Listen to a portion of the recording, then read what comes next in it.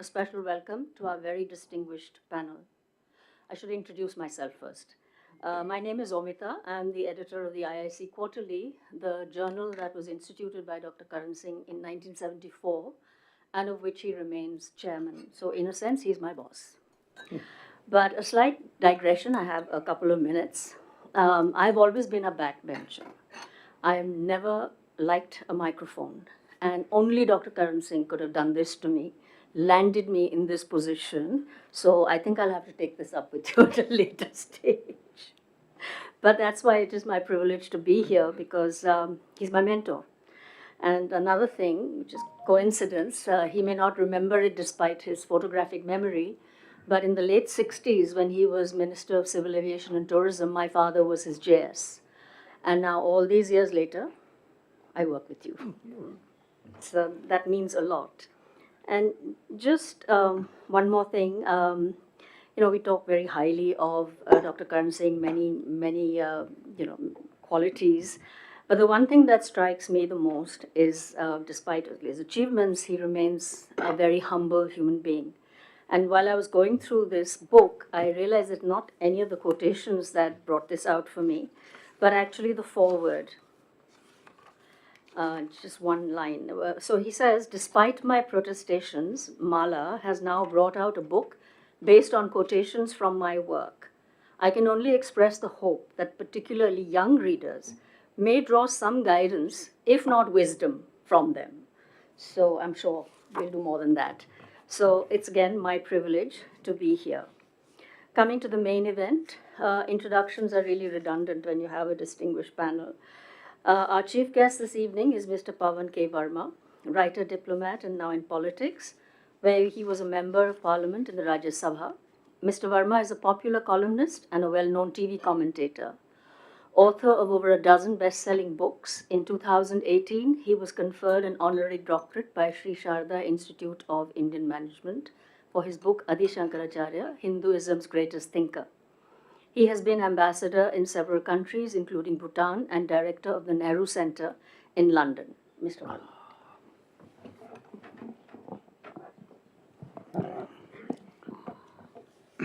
Thank you, Amita. In spite of your reticence to be behind the mic, you did very well indeed. Dr. Karan Singh, Mala Thapar Verma. That's correct. Or Mala Verma Thapar. That's right. Ghulam Nabi ji, friends,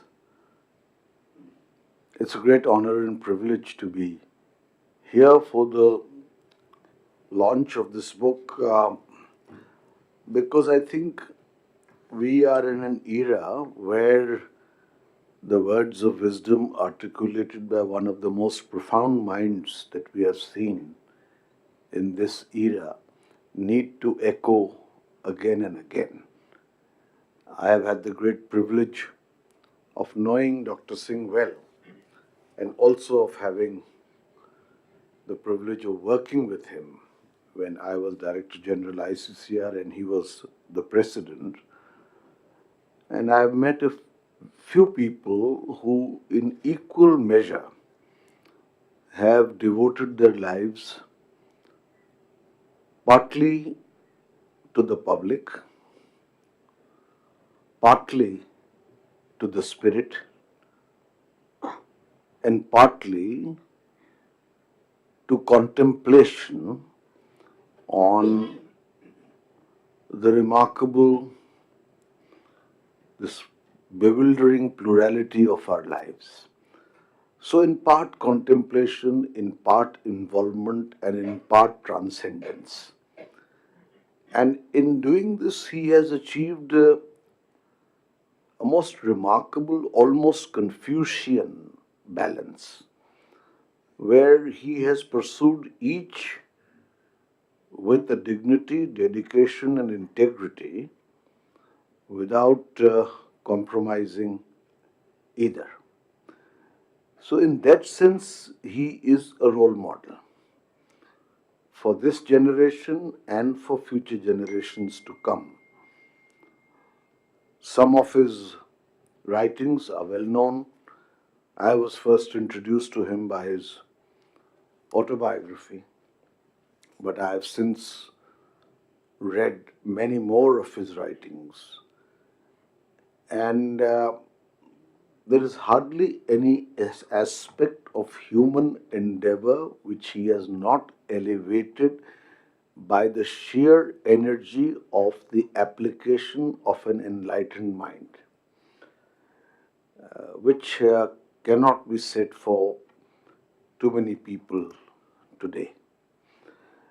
This book, which Mala has obviously put together as a labor of love, Correct.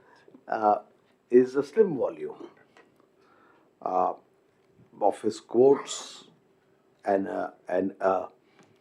an interrogation of his life with some wonderful pictures to illustrate his words. But I look forward also in the possibility, if we have, of a discussion to try and interrogate, try and ask him whether some of his views, in the light of what he sees today, retain their enduring value, need modification, and if he was to rewrite anything of his life in the light of what has evolved after he wrote them, how would he do it?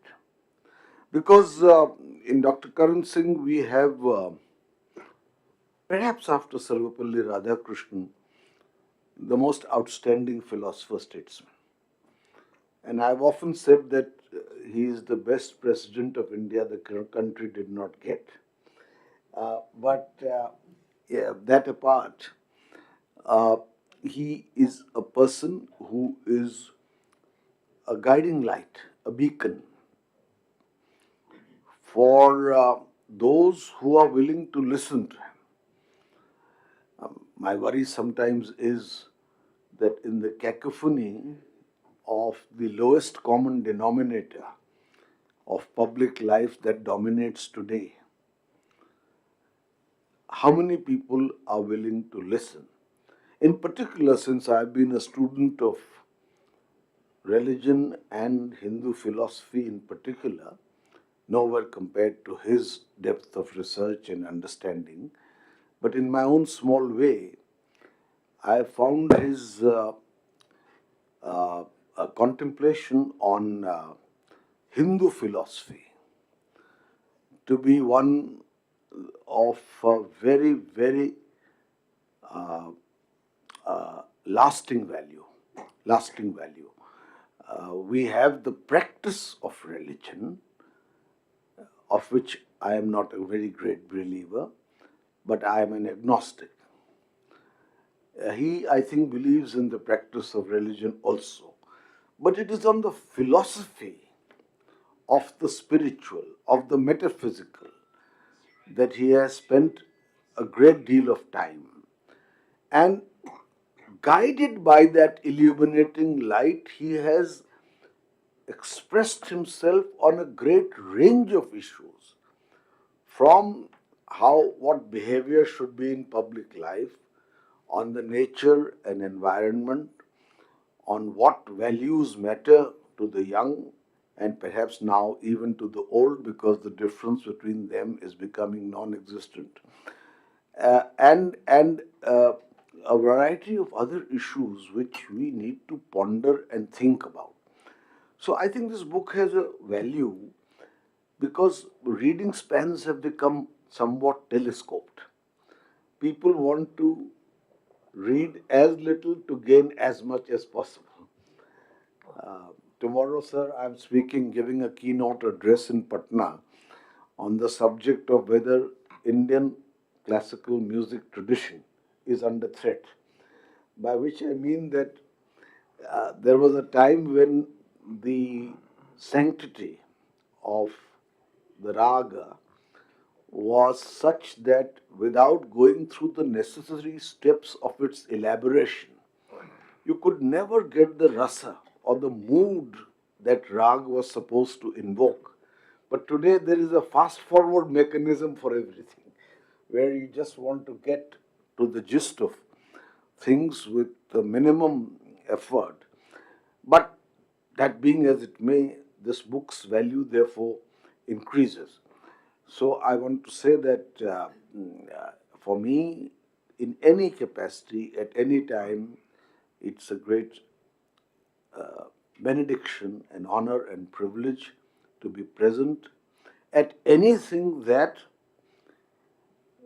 perpetuates the legacy of Maulik Soch, the power of original thought that is associated with you.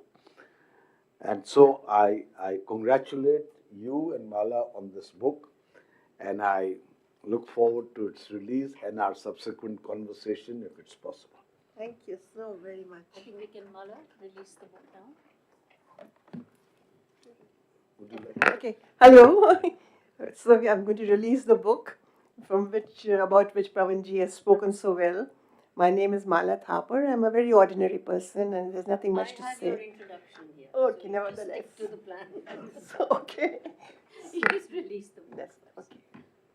Now, the book is released. Okay. No, I think we should stand up and you can sit, sir. We can stand behind you. I'll stand behind him. We'll stand behind you, sir. You are We'll stand behind him.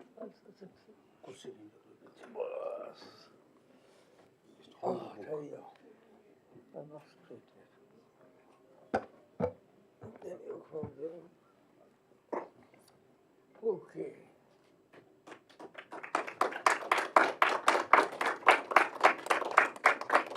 Thank you.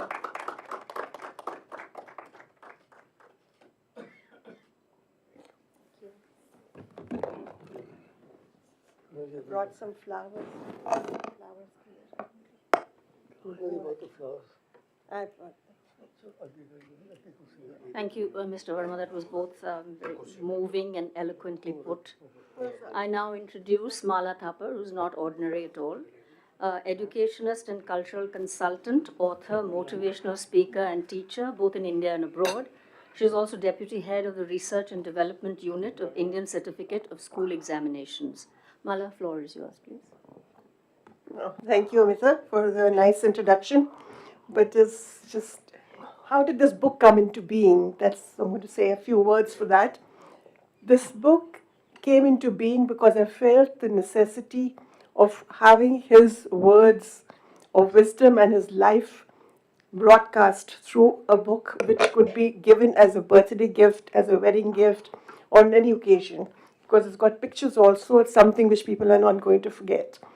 Second thing, this book came into being for another reason, to break the myth that royalty is up there, and all those ideas about boarding schools and all the ideas about people who are holding positions of power are like this and we are like this. All those prejudices had to be removed. So for that reason, and I speak from experience and from what I've read, that those things affect minds. People don't pick up big books usually because they think, my God. But if they pick up a small book and it's interspersed with pictures, they get a little break in it. So this is what happened. I started reading all his works, including his poetry, philosophy, and I picked out those which would a simple mind could understand, whether it be a teenager's mind or a grown-up person's mind, and it would make an impact on that mind. Impact in the sense that they could put it into practice when they came across a situation in life and they had to make a decision, or how would they act. So this book may sound very simplistic or small, but it has certain clips which are backed by quotes and speak about how he handles situations. For example, family values. Today, families are disintegrating, so the family values are put first of all. Then education. Having been an education minister, he's deep into a lot of that, plus from his personal experience. So education is not literacy, which we've today taken it to be, or passing exams, or making money, but education is culture. So culture and education go hand in hand. The culture, what we call the tehzeeb. So that part. Then, learning from difficult situations. When we get into a difficulty, most of us say, oh my God, now what do we do? But we don't realize that it's a learning experience. And that's what Dr. Karan Singh did. He says here, it is by sheer resilience that despite having been in bed for almost an year and undergoing surgeries in New York away from home, that Karan Singh patiently held fast to hope and faith. So this is a book of hope and faith, and that we desperately need today in society in all walks of life, at all stages of life. The beads and the picture and pray to Goddess Durga was with him. We need to hold fast to something which is tangible, to put a belief in it, and to get strength from it. That's what he did. Despite the fact that he thought his recovery was receding, but he didn't. He held fast to the belief, so that's a matter of faith. So he says, I call upon you, the students, our hope for the future, to gear yourself, to integrate your personalities, and to thereby be ready when you leave the school to make your contribution towards building a new world. Those are loaded words. To build a new world where there's humanity. So this is what we're going to do. And one thing more, pardon me, I'm not too well today. I think I'll pass the mic to Dr. Karan Singh, and I'll pick up from you later. That's what is giving me trouble. Can I read something? Yes, okay. Have a glass of water.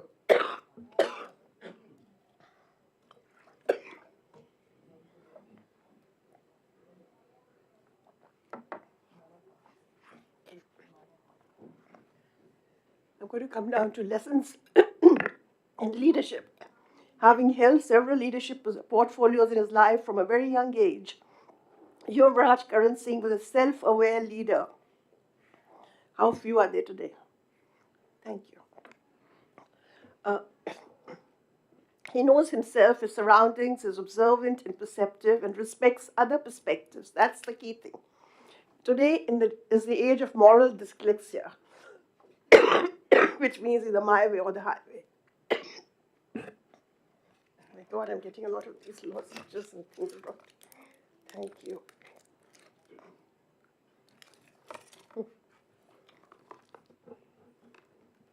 Being a quick learner, he adapted, reflected, and responded with candor and wisdom to all that was thrown at him at the young age of 18. This composure and equanimity brought him much needed experience. Being disciplined, he managed and applied his time wisely to the portfolio.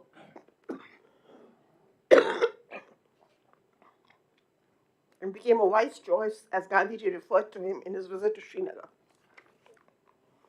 A good listener, which very few are today. Karan Singh was being prepared for his future role during the time he spent at Doon School. It is here that he learned team spirit, to share and care for others, to perceive and handle difficult and trying situations. Unlike the common misperception that elite boarding schools cater to the wealthy, Doon School imbibed in him the value of socialism, discipline, and good governance. Another nice part, witty part, at a seminar on food at the IIC, while other speakers went about their personal tastes and opinions glorifying the food, Karan Singh ji realized that attention spans of people were waning. So he enlivened the evening and spoke of the Karma restaurant where everyone gets what they deserve. So that kind of wit and humor which lightens the situation was there. There was hearty applause and the audience lightened up. There are many facets to his life. There's a spiritual, political, cultural, education, so one can't cover everything, but one can really pick the cherries. The spirituality and interfaith movement, the spiritual quest is no laughing matter. I like that quote very much because people just sweep it aside, but it's really something quite deep. It shapes your life, it shapes other people's lives also. And that's the way to change the world. Now, after a talk with Dr. Karan Singh ji, I wrote an essay on the global ethic for the Parliament of World Religions. That was 23. And I sent it to Chicago. A month later, I got a letter inviting me to Chicago, but they're honoring my essay. I was very grateful to him because a lot of things I learned from him in that, a lot. this is only the tip of the iceberg. There's so much of the positive energy that one gets from him. It's truly inspirational. Hence the publication, Inspiration from Karan Singh's Life. This inspirational series is what I'm bringing about for the simple reason because education has ceased to be inspirational. And we've forgotten the people who've laid their lives for us, who've been role models to us, who fought the battles for us. We just simply just to go over them. And we think education is numbers and statistics and this and that. So through inspirational series, this is the second of the lot. The first was Max Miller, because I used to cross that road and nobody knew who Max Miller was, including the Germans. So one day I just got down to researching him and I was totally enthralled by what I learned. So that was the first series released in January, and this is the second one, Dr. Karan Singh ji, which is amazing. It takes time. It's something, it's not a novel, so you can just read and ponder over it and see where it applies in your life. Then another interesting thing is we are changing religion into a religion. That a religion is the religion of spirituality. The current religion of the world is shifting to spirituality. That's true. Everywhere in the world you go, it's not this God and that God, it's a God, one. There's one poem which applies to him. It's called If by Rudyard Kipling. I must. Don't read. No, I'll read it. Should I or should I? It's a long poem. You Rudyard Kipling's poem called If, many of you may have read. Which you know by heart. No, that's another one. It says, see, why I like this poem about him is if you can keep your head when all about you are losing theirs and blaming it on you. You can trust yourself when all men doubt you, but make an allowance for their doubting too. And if you can wait and not be tired of waiting, it's the most difficult line to do, not be tired of waiting. Or be lied about, don't deal in lies. That's another difficult line. Or being hated, don't give way to hating.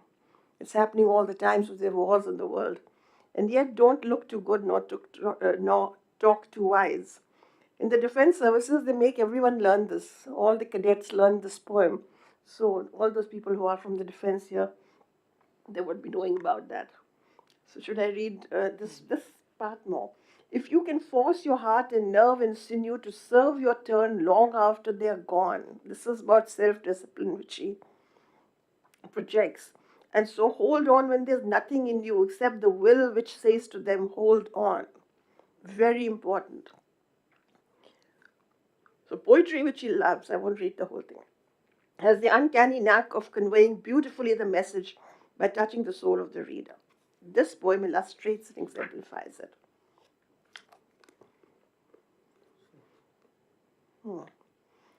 Cultural diversity. Another important thing in his portfolios, he's been around the world and he's spoken on various occasions, touched the fabric of humanity. When you touch the fabric of humanity, you touch the fabric of divinity too. So humanity is the road to divinity, to my mind. And as I see in his life, this is happening. Any comments from the speakers?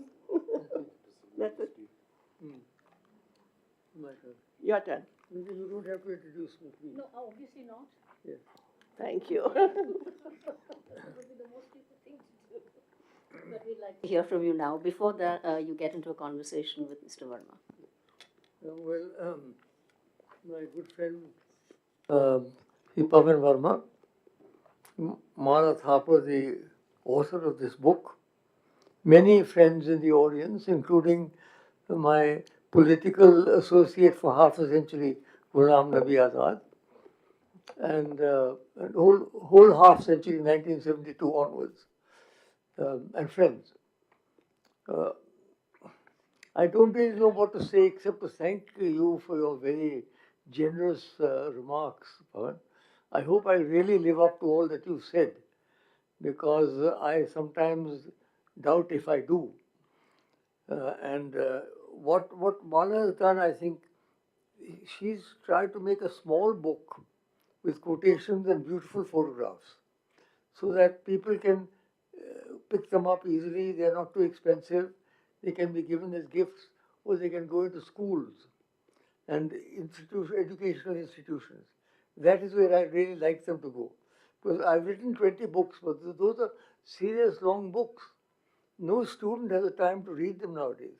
मगर ये जिस तरीके से he's done these small quotes, I think is a very clever way of doing it. She did the same thing with Professor Max Muller, who is, as you know, was the greatest European Indologist. And we are on Max Muller Marg, and nobody ever done anything about Max Muller. So she said, why don't we do a seminar on Max Muller? So we did that, and the German ambassador came. It was a good function. So now she's brought this out on me. I really don't know what to say about it, except that I think Pawan and I might get into some kind of a conversation. If you ask me questions, तो मैं कुछ बोल सकता हूँ. मैं ऐसे क्या बोलूँ अपनी तारीफ प्रशंसा क्या करूँ मैं इसके बारे? I can't say anything of my own. Mike ले लो. Thank you, sir. It's a pleasure to be in conversation with you, and I've risked not our friendship and your blessings, but many times I have been deliberately provocative in order to get the best out of you. So, I think I'll begin by asking a question which has often intrigued me and many of those who know you well or who know you distantly. How difficult was the transition from royalty to the compulsory egalitarianism of public life? Well, it wasn't too bad, I must say. I think, in fact, that my main achievement has been to spearhead the transition from feudalism to democracy. This, I really, the credit goes to the Doon School and to the books of Pandit Jawaharlal Nehru that I read when I was growing up, Discovery of India and his autobiography. Those were the books that influenced me when I was growing up and made me want to be part of this new India that he talked about. His phrase was the exciting adventure of building a new India. I wanted to be that. I was a young Indian at that time. Just because I was in Jammu and Kashmir or I was Crown Prince, that doesn't mean I wasn't an Indian. So I was keen to do that. So when the time came, and I've mentioned that in my book, it wasn't an easy choice because many people, if I may say so, including my father, were not at all happy at the fact that I was moving on to a political situation. But I said no. I knew that the age of feudalism had passed. I saw my father's court since I was a boy. I knew those days have gone forever. And to hanker after those days, ये होता था, ये दरबार होता था, और फलाना होता था. This होता था I didn't like at all. होगा क्या? That is the important thing. अब मैं इसी पे पढ़ा रहता कि भाई ये होता था, इतने हाथी होते थे, घोड़े होते थे. What's the big deal? For God's sake. वो किसी और के, somebody else's achievement, not mine. So to answer your question, it was tough, shall we say, but I was determined to do it. So it wasn't too difficult. But there seems to be on the rebound now a new nostalgia for royalty. And many of your peers have cashed in on it. Oh. Uh, uh, Somehow the non-royals have not lived up to the expectations of many, whereas some of the royals have. This new nostalgia for royalty, did you ever doubt your decision? Because from the place of the palace at Sadr Riyasat, you had come into competitive public life. You could win an election, you could lose an election, you could be in a cabinet, you could be out of it as well. Was there ever an element of doubt or rethink in your mind? No, let me see. I'm not trashing royalty. Royalty may be good. There were some advantages. There was आपको तो आप कहते हैं आपको ऊंची कुर्सी पे बैठने की आदत है. वो मैं भी कहता हूँ मुझे ऊंची कुर्सी में बैठने की आदत है. कुशन साथ रहता है मेरा, इसलिए मैं बैठ जाता हूँ ऊंची कुर्सी. लेकिन ये है कि it is true that there's a, you could call it a backlash, and many of the former princes have got elected and are more popular than the politicians. If you take the states and you ask people, were the Maharajas better or is this politician better, I think the answer is clear. Because the standard of our politics, I'm afraid, has deteriorated a great deal. That is why. But that doesn't affect me in any way. Because I have no wish to go back to royalty. I've tried to make my own. For example, people say, why don't you use Maharaja? I said, "भी ऐसा है, I was technically Maharaja from 61 when my father passed away to 67 when the three persons were abolished, 6 years. I didn't use the word Maharaja because Maharaja में मेरी कोई बहादुरी नहीं थी. I was just born in that family. But PhD, my doctorate, I slogged for it. I worked for it. इसलिए मैंने जिस चीज़ के लिए काम किया, आप मुझे डॉक्टर कहा करें, महाराजा नहीं कहा करें. That was how I came to that. I call him always doctor. And that's why wherever I go, I take my Delhi University gown. ये तो सर परंपरा रही है. Many of our royals have been great scholars. I mean, I was reading recently about Raja Bhoj. Raja Bhoj, Raja Janak. Raja Janak, and the kind of scholarship they exhibited. And there are many more. So the two are not necessarily in contradiction. But to move to another subject, one of the great sentiments that has always animated you and on which you have taken a stand, for which you have done your best to project and promote, in which you have a passionate sense of conviction and belief, has been the need for respect for all religions. You've been a member of the Temple of Understanding. You've spearheaded, in a sense, the need to see the best in all faiths and to draw inspiration from them as part of the multi religious fabric of not only India but globally.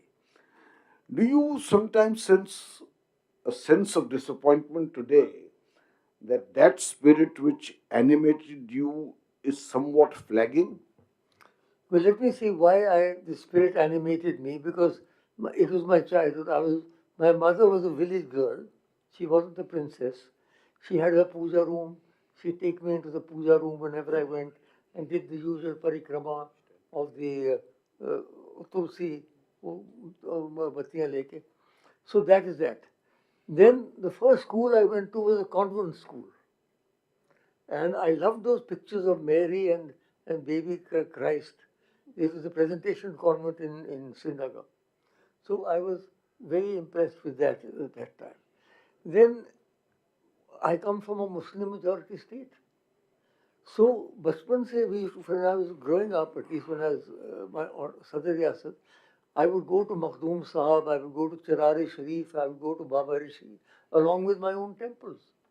I never felt कि भाई ये मुसलमान के यहाँ जा रहा हूँ या हिंदुओं के यहाँ जा रहा हूँ. As far as the Sikhs are concerned, our family rose from the Punjab.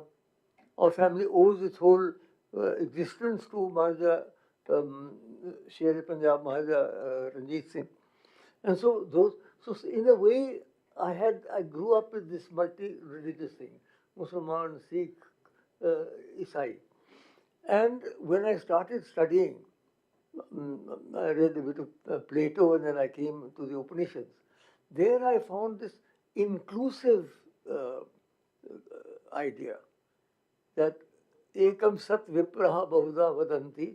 The truth is one. The wise may call it by many names. I anchored, I don't know whether Sunil, you know that I anchored a program for Sansad TV called Ekam Sat, on which I presented leaders from all the great religions in India. And that went on for about 2 years. And that was very popular with the, shall I say, the masses, not with the elite, but with the masses. With the elite, I speak on the Vedanta and so on. So, yes, that's first of all. Secondly, what does disappoint me is that in India, we are once again beginning to see a rift in society. Shagaf. Shagaf is the correct word. हमारे समाज में एक शगाफ बढ़ रहा है between Hindus and Muslims, and that would be disastrous. The first time it happened, it was disastrous. I mean, the partition and all, freedom, of course, is all very fine, but look at the price we paid. Whenever we celebrate our Independence Day, I said, remember also कि जो लोग मारे गए, लाखों लोग मारे गए, करोड़ों घर से बेघर हो गए. It was a terrible affair. So now, I'm not saying that we can go in for other parties. What I'm saying is, in a society like India, which is a multiple society, many languages, if you go from Kashmir down to Kerala, every state has a different language, a different cuisine, a different dress, a different dance, a different song. So there is this multiplicity. Panditji used to say, unity in diversity. That is the key. So when I see that diversity is beginning to lessen, or that tension is beginning to grow again, that does depress me. It doesn't discourage me. I continue with my work, but I am concerned about that. To answer your question. Shall I break in on what he said? You know, in Canada, I must tell you this.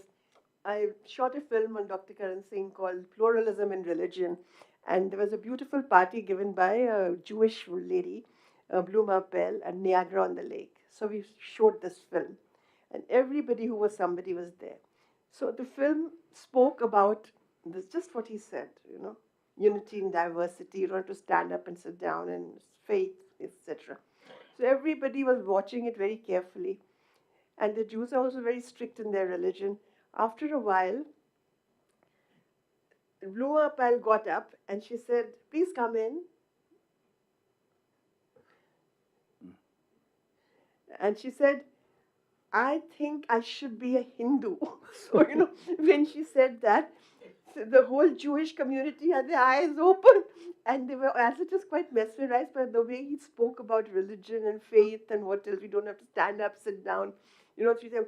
So that became very popular, and a couple of parties that film was shown at. The new Baba, atomic energy guy, also. But at that point in time, it was interesting. So I think it is, I want to answer your question, it's still very important. But I must say, the interfaith movement is languishing. Yes.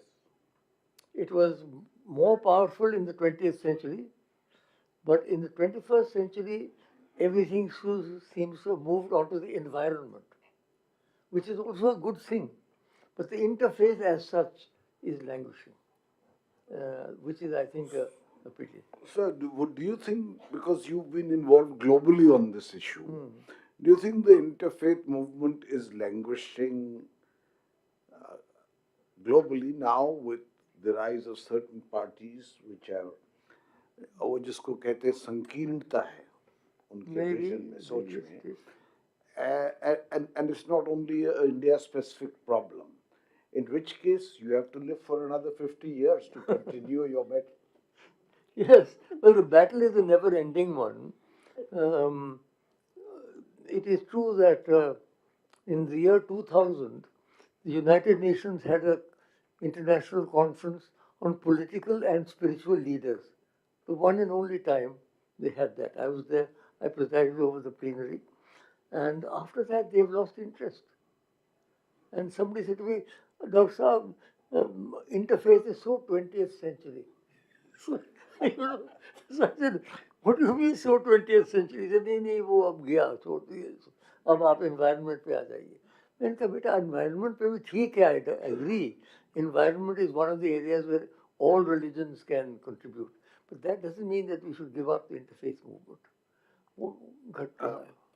Sir, you have been deeply involved with matters of the spirit, which is pursuing the spiritual and the philosophical. At the same time, we live in a real world around us. It is overwhelming, it is intrusive, it is part of our lives. How have you personally negotiated the journey between the transcendental and the ephemeral, between the spirit and the matter? I think if one is following a spiritual life, and that one is our outer lives, and then one is our inner lives. And I think that the inner life is tremendously important. Because if you are really following a spiritual path, that will reflect in your outer life also. And so, what I have always tried to do is to balance. I remember I used to give lectures on Bhagavad Gita and Vedanta. When I joined the cabinet, somebody said, "Doctor साहब अब तो आप cabinet में आ गए, अब तो आपको ये नहीं करना चाहिए." मैंने कहा क्यों? मैं अपना राज छोड़ के आया हूँ, मैं अपना धर्म छोड़ के तो नहीं आया हूँ. Beautiful. I see no reason why I should not continue my. So I continued my lecture. 10 years I was in Indira Gandhi's cabinet. I continued my work on religion. So what I have tried to do is to, as it were, combine outer activity with inner aspiration, and I think they can help. They can help a great deal if you have an inner center. When I always talk of a center, you can have as many circles as you like around the center will remain. But if the center shifts, then you become eccentric, then you become unbalanced. So the spiritual center is very important. And that I think is the essence of the spiritual quest, regardless of which religion we may belong to. So, just a follow up question from that, because it's something that I am grappling with more and more now. Does the practice of religion, the overemphasis on ritual, hinder the or the disproportionate importance given to the practice of religion and the rituals which are inevitably concomitant to it? Does that in some way hinder the spiritual pursuit? It need not actually. अब देखिए Kumbh Mela, it's been an astounding phenomenon. नहीं उसमें था, but how और much was कितनी spirit Shraddha and how थी, much was कितनी- blind faith? There's no such thing as blind faith actually. If you have faith, it can't be blind. You may think that it's not properly focused, but कितने करोड़ों लोग आए, half of India's population was there. So you cannot dismiss the outer things of religion. कि नहीं नहीं, they matter. But what you're saying is that if you become narrow-minded, रूढ़िवाद जो है, there's a difference between आदर्शवाद and रूढ़िवाद. रूढ़िवाद is sort of, reactionary thinking. Such a nonsense such as untouchability and all these ridiculous things, which are not part of Vedanta at all. Vedanta speaks of Ishvara Sarvabhutanam Hrideshitishati. The Lord resides in the heart of all beings. How can you say that because so-and-so was born in this family, therefore he can be...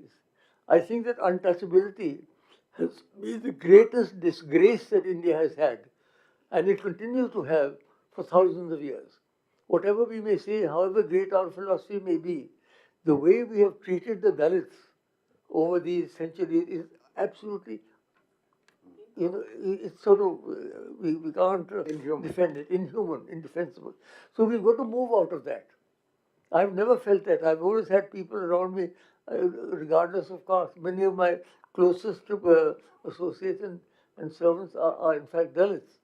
So that is something we mustn't get involved in. Or any sort of this thing, कि भाई ये हम हैं, ये दूसरे हैं. ये जब the moment you say दूसरे हैं, you cut yourself off from the rest. So I think we must say सब हमारे हैं. Just because time is short, 2 or 3 more questions. Moving to the world of public life and your involvement in politics, which you said you were inspired by Panditji and you never regretted. At the time when you joined politics and for some time after that, you must have felt that there was a certain level of idealism that infused politics. Some elements of ideology, some commitments to basic principles. Now you are in a position where you are an observer and a participant. And when you look at politics today, what do you have to say? But speak candidly, please. Well, I think I started going to Parliament when Jawaharlal Ji was there. We used to fly down especially to listen to his address on foreign policy. When he wound up that foreign policy, every year that was his speech, and he covered the whole world and all. That sort of vision and that sort of ideology no longer exists. We are still patriotic, certainly. We want to make India great, certainly, no doubt about that. But the two things have changed, Pawan. One is the, the language. The language in Parliament अब इतनी भद्दी हो गई है कि आदमी सुन नहीं सकता. I mean, अब तो सीधा सीधा गाली गलोच हो गया. It's not even subtle. I remember when Jawaharlal ji was there, and when I joined Mrs. Gandhi, there was Nas Pai, there was Madhu Lemai, there was Hiren Mukherjee. They're brilliant speakers. धज्जियाँ उड़ा देते थे government की, but never a harsh word. आजकल बस चीखो चिल्लाहट. ये जब leader of the opposition थे तो मैं और मनमोहन सिंह दोनों बैठे रहते थे, बाकी सब जाओ जी well of the house. What is this बदतमीजी, well of the house? And that is against all democratic principles. You cannot go into the well of the house. अब सब भागो जी, चलो जी well of the house. The whole structure of our democracy, Pavan, has changed. अब ये शोर गोल मचाओ दोनों तरफ से. I'm not saying it's the opposition. Both sides are equally bad. जब वो opposition में थे तो उनका भी हाल था. अब अगर ये पार्टी opposition में है तो उनका यही हाल है. So it is a great pity that our established norms of parliamentary democracy, which were very well established in Britain after hundreds of years, it took the rules of parliament, they're broken. Nobody worries about them. So that is the great thing, and the language that is used. मैंने राज्यसभा अपने farewell speech में कहा, आपने सुना होगा कि घट घट में तोरे साईं बसत है, कटु वचन मत बोल रे. ये कटु वचन जो हम बोलते हैं ना, this is terrible. And this is unbearable. I find it, what I used to, मैं तो माला ले लेता था, और जो ही ये शुरू होता था मैं टेबल के नीचे, गुलाम नबी को पता ही नहीं वहाँ बोल रहे हैं, मैं यहाँ बोल रहा हूँ, मैं टेबल के नीचे माला जपता था. This is what I used to do. I'm revealing it today. So, no, yes, बड़ा फर्क पड़ गया, बहुत फर्क पड़ गया. I'm glad you were. I must confess that for the period that I was in Parliament, I also never entered the well. But it's not a taint on any one party. All parties do it now. And that is the pity of it. In its entire history, the House of Commons has not been adjourned for Never. a single time. And we are now reaching a point where there is not a single day when our House is not adjourned. So that in itself shows the contrast. Absolutely. There's one question I want to ask you, because you yourself are so culturally rooted in spite of your somewhat elitist upbringing, rooted in your own culture, in your own philosophy, in your own traditions, in your own folklore, in your knowledge of Dogri, the songs you sing in it, the poetry, your grasp of Sanskrit. Do you think the young today are somewhat culturally deracinated? That their knowledge is both shallow and their cultural roots are not deep enough. So we are producing, frankly, an army of photocopies rather than the original. Well, yes, I must say that I doubt if young people nowadays are really exposed to the sort of thinking that I grew up with. And now this machine, particularly ये जो ये छोटी सी machine है ना, क्या कहते हैं उसको, मोबाइल, ये खा गई हमें. Because that is all the youngsters spend their time on this machine. ना एक दूसरे से बात करते हैं, ना कुछ. ये में क्या बदतमीजी है साहब, बैठ के बात सुनिए. And not only that, they double up. तो जो भी बच्चे देखते हैं, ऐसे भी सीधे बैठो भगवान के पास में. यानी we were told बचपन में sit straight, tiger sit straight. Ajay is here, my son is here. सीधे बैठो. ये सब टेढ़े डबल होके बैठते हैं, और उसके ये सब टेढ़े हो गए. सब टेढ़े हो गए, इनके दिमाग भी टेढ़े हो गए. I'll take on the youngsters that deal with them. I'll tell you something, East and West. We can't make a blanket statement on the youngsters. There are some very positive youngsters I've come across. They are really culturally sound, and they hold hope. It all depends on the kind of families they come from, the experiences they've had, and the inner vrittis also, what they're trying to cultivate. I mean, having taught 26 years in Canada, and before that in India, so my experience of the youngsters is very happy. There's not one youngster I came across, honest to God, who I could write off. And even the ones and the multicultural had 27 nationalities in my class once upon a time. And with all kinds of girls with niqabs and men with salwars and name it. And the common denominator was that everybody was there, was trying to know about the other person. Who's that and what is No, that no, about? I'm not writing off the youth, you're quite No, right. that's But there are cultural differences. Let me think of a small incident. that's right. Carl Sagan was a friend, the famous French no, the Carl Sagan, the astronomer. astronomer. And he said to me one day, we were together, he said, Karan, why don't you come to listen to one of my classes? I said, fine. He was teaching, I think, in Princeton. So I went to his class and I noticed that at the back there were two boys sitting with their feet on the chair above. Now, in the East, that would be totally unacceptable. Whether it's India, whether it's China, whether it's anywhere in the East. Okay, पाँव चढ़ा के, लेकिन nobody seemed to bother. I mean, so no, Cultures are there's a different. cultural difference there. But my question was not on cultural differences, and I am not writing off the entire. No, I'm not saying. But very often, for instance, sir, you are aware, I wrote a book on Adi Shankaracharya. Yes, a very good one. And later several other. I've done 24 books. But I was surprised that many educated people, very well educated people, did not know which century he lived in, what he wrote. I mean, sometimes one feels really that we know a little about too much without knowing more what is adequate about some things. I agree. And I think this cultural rootedness is important, because otherwise we'll be swept off our feet. Sir, one question from your life. I have 5 minutes more and I'll conclude. How do you deal with your philosophical background with grief and separation? Grief and separation. Well, it so happens that two people who are well known to me, one lost her mother yesterday, one lost her father yesterday, his father. Now, grief is there if you believe that once you die forever. There are two types of religions. There are the Indic religions, Hinduism, Buddhism, Jainism, and Sikhism. We believe in rebirth. Then there are the Abrahamic religions, Judaism, Islam, and Christianity. They are what I call the one-shot religions. एक chance है बेटा जो करना सो कर दो उसके बाद you never going to, we have only one life. Now, for people who are in the Indic religions, it's easier to come to terms with grief. Because you know that the one who's passed away is not really gone.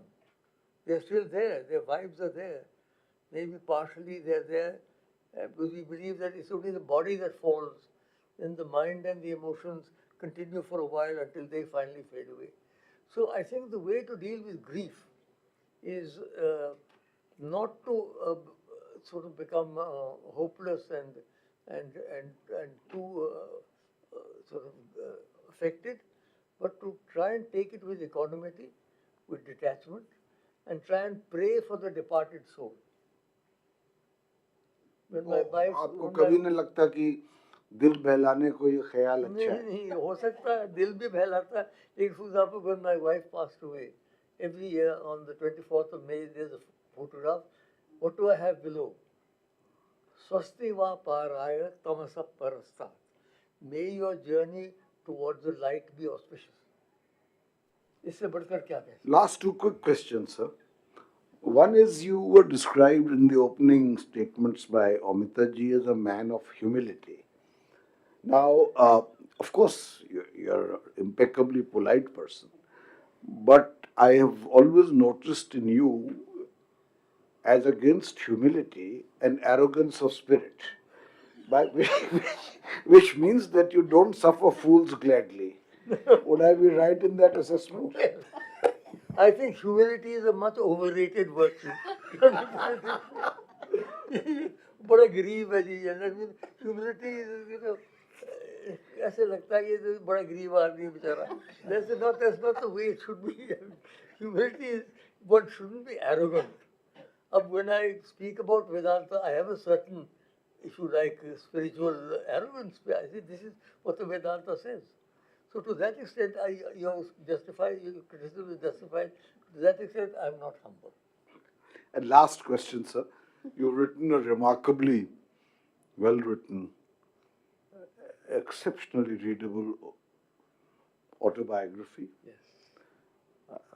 In 2 volumes. No, it's one volume. That's 1 volume. Oxford University Press. Would you be writing the final volume? No.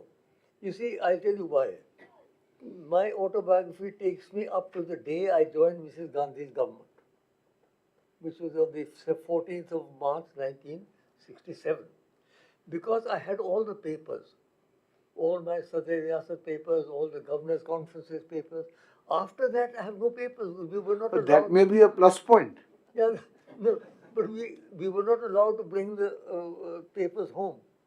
So, I have no papers, and I don't want to go in just make general statements. No, but this is a book which should inspire you. This is a small, slim volume to inspire others. How about a book? Pavanji, he's very good at novel writing, I must tell you. I've read He his wrote, novel. that inspired me to write 2 sequels, which we are planning to release before I leave this March 13th. One is called The Celestial Infatuation. Infatuation with the divine, the other is called The Presence. Both coupled into one. We're hoping to get it all together once. So my point is that now, We can do novels. apart from a factual text, there is a ruminatory text, a rumination. And it's not as if significant things have not happened in your life. Since, maybe not always pertaining to high matters of state, but including, yes, high matters of state. And I can name some of them because I have been involved with you and your work. So, will you promise to give it a thought? Well, the last book that I wrote was called An Examined Life, which does bring out some of the things that you mentioned. But I will consider it. I will consider it certainly. So, on that note, sir, thank you very much for what was for me at least a very enjoyable conversation. Thank you, sir. Thank you, Pavan. And before we close, I must tell you, it was a struggle to bring this book out. It took 3 publishers and a lot of hard work to get it out. And then before that, to get it in and combine it in your head. So books are not just there, copied, but books take time. So enjoy this and use it as gifting or whatever. Thank you very much. Thank Thank you very much, Pavanji. Thank you very much. I think, is our conversation recorded, by the way? Yes, I think so. I think the recording is there. It's being recorded. So I would also like to thank Mr. Verma and also for making this a very entertaining evening. Dr. Karan Singh, as always, brilliant. Mala, thank you for writing this book. And I stand by my humility. I will not take that back. Maybe arrogantly humble, humbly arrogant, something. You can figure that one out. Point a new word. Namaskar, namaskar. Thank you very much. Much overrated, very clear. क्या कर रहे हो? ये ले. Mara, Thank you very you are much. not at all well done. See you on the Thank you. Let me sign it for you. Okay. When I start signing.